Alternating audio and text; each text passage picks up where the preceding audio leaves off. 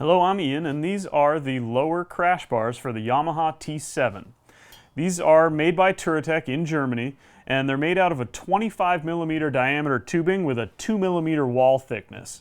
The tubing is electropolished silver, so there's no coating to rub off. Of course, that's with the silver version.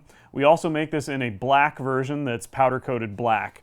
It's a very durable finish as well, but if you do scratch it, it will scratch through to the silver that's the same material as these.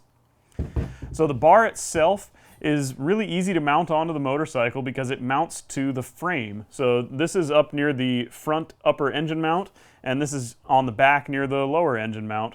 There's 3 bolts that hold the crash bar on both sides. These 2 down here are factory existing bolts, and this is just a longer one with a spacer that you put up top.